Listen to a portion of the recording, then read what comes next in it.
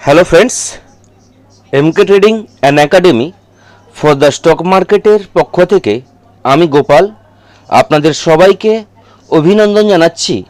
আগামীকাল 22 জানুয়ারি 2026 অ্যানালাইসিস ভিডিওতে। আজ বুধবার 21 জানুয়ারি ছিল। ইন্ডেক্সে মুভমেন্ট আমরা দেখলাম, যেখানে নিফটিতে ফার্স্ট 1 ঘন্টায় 300 পয়েন্ট ডাউন, 9:15 মার্কেট ওপেন হয়েছিল এবং আজকের ওপেন 25,141। তারপর থেকে বলতে গেলে 11টার মধ্যে নিফটি আজকে নতুন লো তৈরি করে, যেটা হচ্ছে 24,919 এবং প্রায় 11টা থেকে 1টা পর্যন্ত শার্প একটা রিকভারি আমরা দেখতে পাই, যেখানে যে 300 পয়েন্ট নেগেটিভ নিফটি হয়ে গেছিল সেটা পুরো কভার করে দিয়েছে এবং তারপর আস্তে আস্তে আবার সেই জায়গা থেকে 25,300 কাছ থেকে নিফটি ক্রমশ সেলিংয়ের প্রেশার আমরা দেখতে পাই এবং 25,160-এর কাছাকাছি আজকে নিফটি ক্লোজিং দিয়েছে, 75 পয়েন্ট নেগেটিভ ক্লোজিং। এবং আজকের যদি ডেইলি টাইম ফ্রেমে একদিনের ক্যান্ডেলটা আমরা দেখি, এটাকে আমরা দেখতে পাবো এটা একটা দোজি টাইপের ক্যান্ডেল। দোজি ক্যান্ডেল মানে হচ্ছে যেখানে আমরা দেখতে পাচ্ছি ক্যান্ডেলটাতে বায়ার সেলার একদম ইকুয়াল প্রায় আছে, একটু হলেও বায়ার বেশি আছে, কারণ নিচ থেকে যে উইংসটা, ক্যান্ডেলের উইংসটা নিচের দিকে একটু লম্বা আছে, তো বায়ার একটুখানি বেশি আছে সেলারের তুলনায় এবং বডি একদম ছোট, এটাকে দোজি ক্যান্ডেল আমরা বলি। তো এই দোজি ক্যান্ডেল অনুযায়ী যদি আমরা প্রেডিকশন করি, তাহলে আজকে ক্যান্ডেলের হাই লো যদি মার্ক করে নিই, তাহলে আমাদের পরবর্তী প্রেডিকশনগুলো এইভাবে হওয়া উচিত। আজকের যদি নিফটির হাই দেখি তাহলে 25,300, অর্থাৎ 25,300-র উপরে নিফটি যতক্ষণ না কোনো গ্রিন ক্যান্ডেলে ক্লোজিং দিচ্ছে, নিফটিতে পজিটিভ ট্রেড নেওয়া উচিত নয়।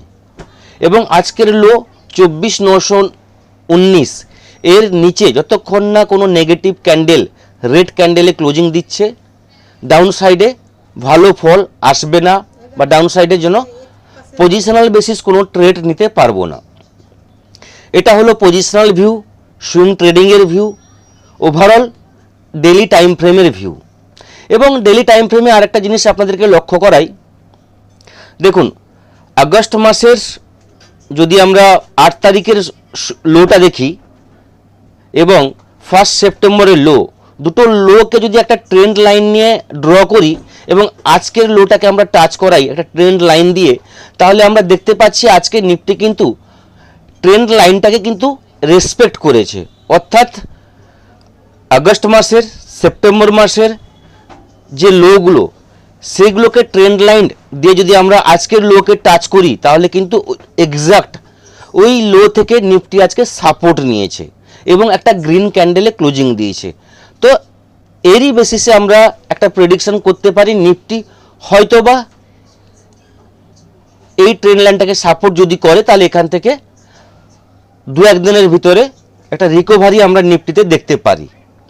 এবার যদি রিকভারি হয়, তাহলে আমাদের ট্রেডিং কিভাবে প্ল্যান করা উচিত, লেভেল কিভাবে আমরা আইডেন্টিফাই করব, এই জিনিসগুলো আজকে আলোচনা করব। আলোচনায় যাওয়ার আগে প্রতিদিনের মতো আজকেও বলবো, স্ট্যান্ডার্ড ডিসক্লেমার অবশ্যই আপনারা পড়ে নেবেন, কারণ এখানে যা কিছু ইনফরমেশন আমি প্রোভাইড করছি টোটালটাই কিন্তু আমার পার্সোনাল ভিউ এবং যা কিছু বলছি এডুকেশন এবং লার্নিং পারপাসের জন্য। চলুন এবার নিফটির চার্টে যেটা আমরা আলোচনা করছিলাম, আজকের ক্যান্ডেলের লো এবং ট্রেন্ড লাইনের লো এক্সাক্ট বলতে গেলে 24,920 আমরা কিন্তু ট্রেন্ড লাইনে দেখতে পাচ্ছি। তো এই লো যতক্ষণ না ব্রেক করে নিফটি ক্লোজিং দিচ্ছে, নিফটিতে বড় ফল আসবে না। এই লোটা ব্রেক করলে নিফটির কিন্তু 24,600 এই জোন কিন্তু নিফটিতে আসবে।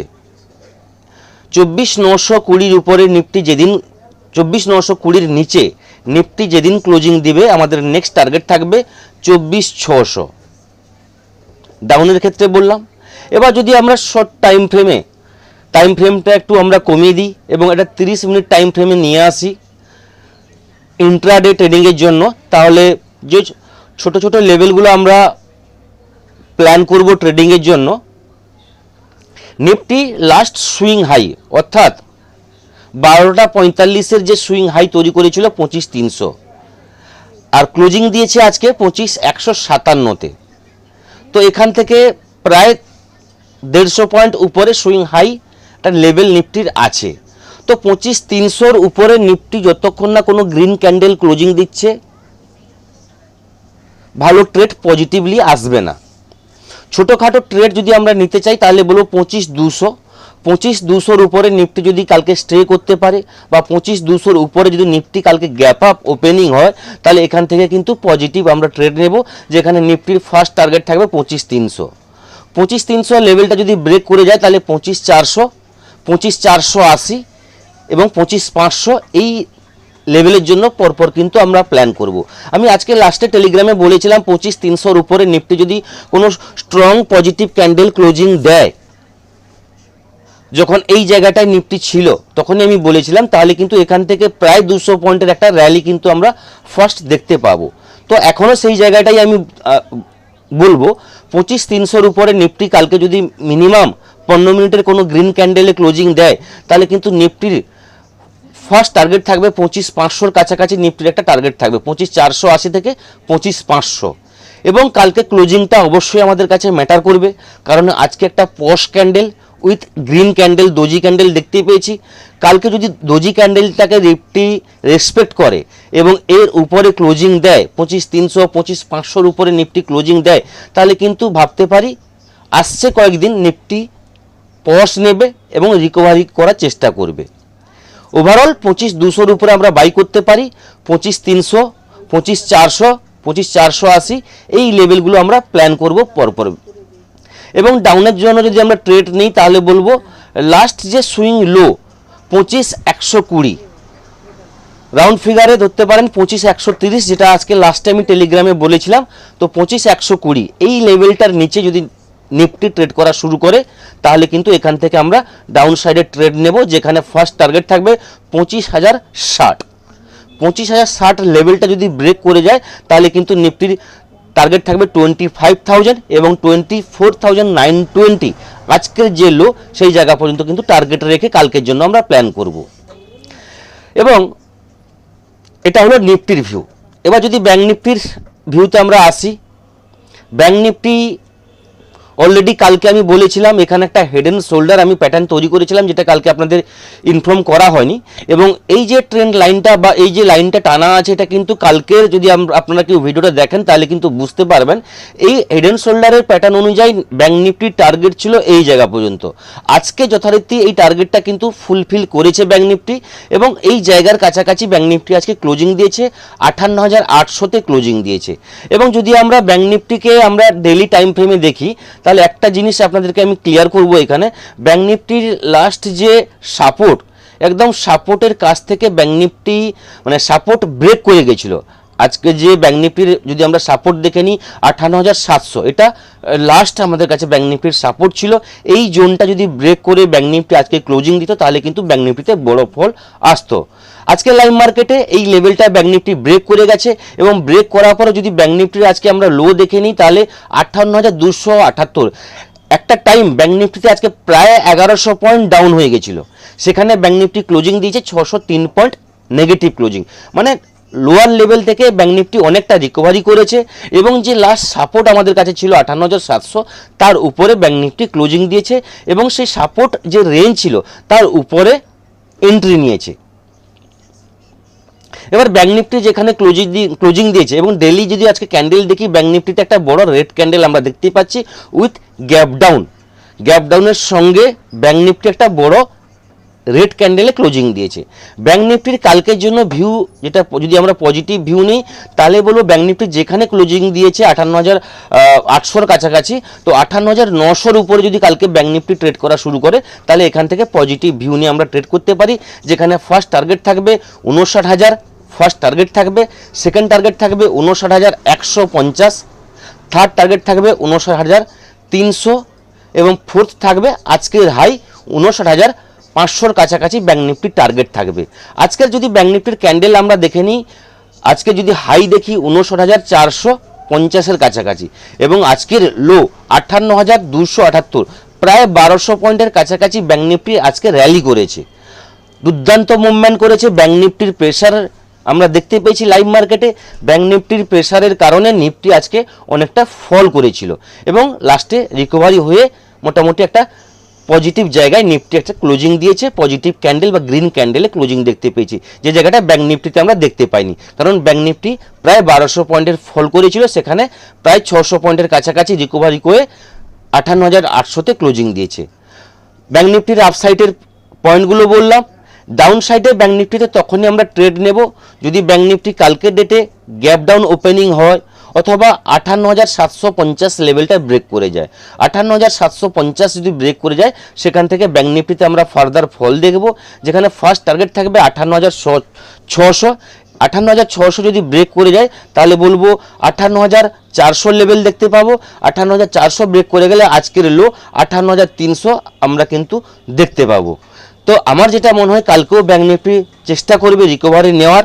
মার্কেট অনেক দিন ধরে নিফটি বলতে গেলে ওভারঅল ইন্ডেক্স লাস্ট 10 দিন 11 দিন ধরে মার্কেটে আমরা কন্টিনিউ ফল দেখেছি।